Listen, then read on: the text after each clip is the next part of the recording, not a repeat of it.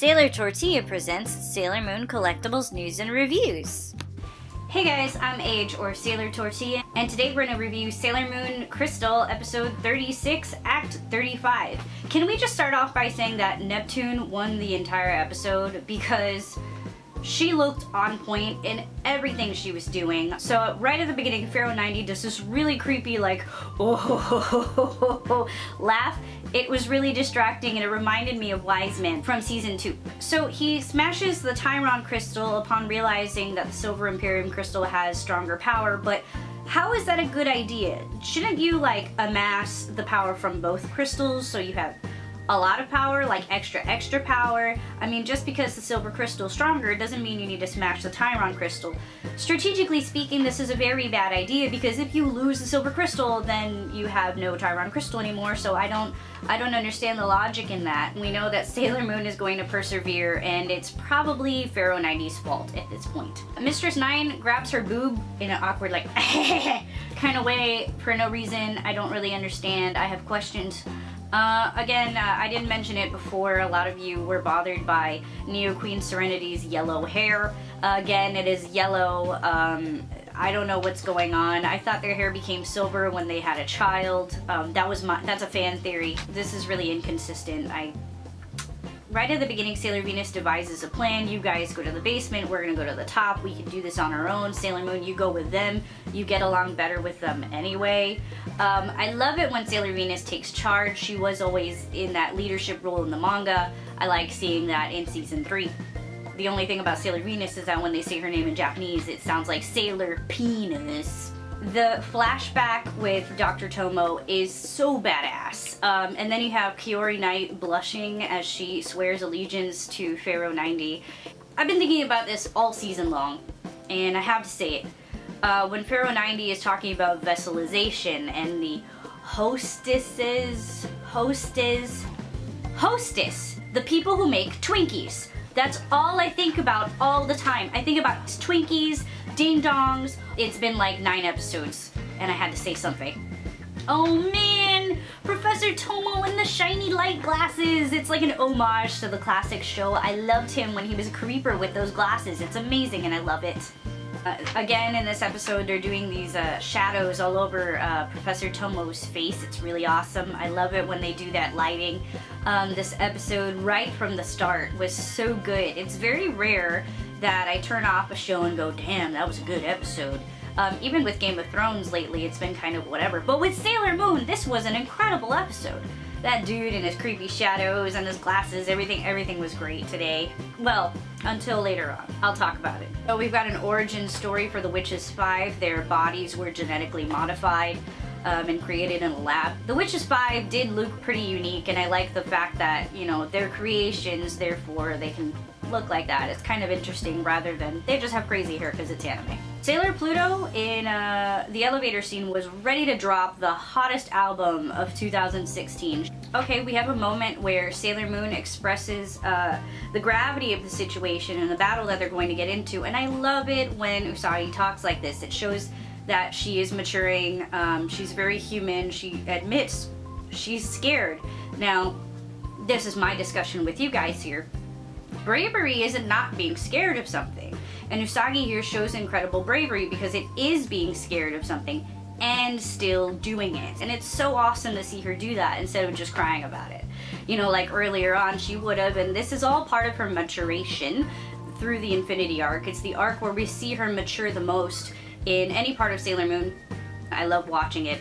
Every time Usagi sits down and goes, holy shit, dude. This is tough. I love it. I love it so much rather than, we're heroes, let's go save the day, teamwork. You know, it's good stuff and I love it. Neptune may be all alone on the planet Neptune, but damn does she look on point. Oh, check it out! Queen Serenity and Princess Serenity took a selfie and sent it to us across space. Thanks, guys. All I ever wanted to see was your selfie. Sailor Moon is in darkness. Why? I don't know. What kind of monster is this? Is it a metaphorical, convenient, plot moving forward monster that's very aware of the internal struggles of the characters? Usagi just points her rod in any direction. That's not a good idea. Just swing your rod in any direction, it'll be fine. You're not gonna hit any of us. Neptune, again, no matter what she does, she looks on point all the time. It's amazing. She's gorgeous. What is going on with Professor Tomoe? Later on in the episode, he seems to take the animation style of like 5 different shows. It looks like he's Mr. Satan from Dragon Ball, and it's weird because he used to be hot. And then later on, hands! He's got these huge hands. It looks like he's from One Piece. And then, later on, it's like he suddenly becomes a character from Hellsing, which I love. He looked a little like Grell from Black Butler as well. They're fighting Germatoid, and Sailor Moon suddenly is a gymnast. And here you have a series of the strangest screen caps ever. One of which, Sailor Moon is jumping around, and she doesn't have hands anymore. Sailor Moon just loses her hands. Where did they go? Into another dimension, into the Tau star system, I don't know, but they ain't here. Garnet Ball is an attack done by Sailor Pluto for the first time in this episode, and I hope it's the last time, because every still from that looked like it was drawn by a 5-year-old. They really didn't try. I don't know what happened. I'm sorry, Sailor Pluto, but I hope I never see that attack again, and I probably won't. In the episode preview, Hotaru, what the fuck happened to your face? Is that you? Because your face is fucked up.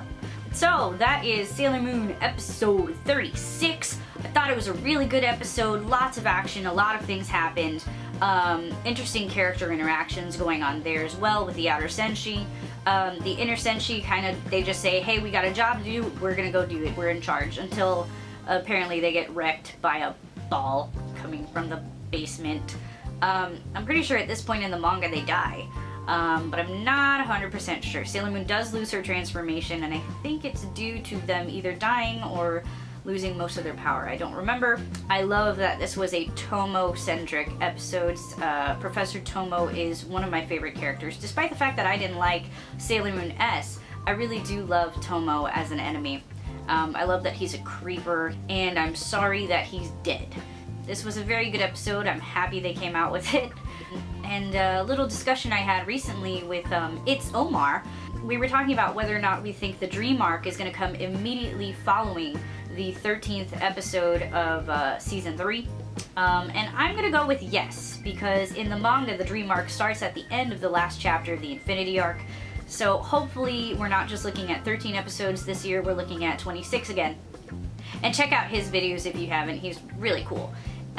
So is Carlos Senpai, so is my buddy Sailor, shit, what's his name? I don't want to say his real name if his real name's not a thing. The guy with Spunky Bunny. Those guys are really cool guys. Anyway, I will catch you later. Oh, by the way, we have a Facebook group called Pretty Guardians if you want to join it on Facebook.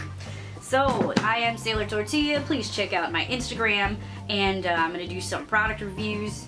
And since I'm talking about products, this is from the Sailor Moon exhibition. It is filled with candy. What kind of candy? I forgot. I think it's a cookie. I'm not sure. But just to give you a little preview of the episode that's coming up, where I'm going to talk about these candies. Like, seriously, this is gorgeous. Isn't that pretty? That's so pretty. So yeah, just to give you guys a little preview of what's coming up, I'm going to eat Sailor Moon candy. And I might invite my boyfriend, Burrito Mask, into that video.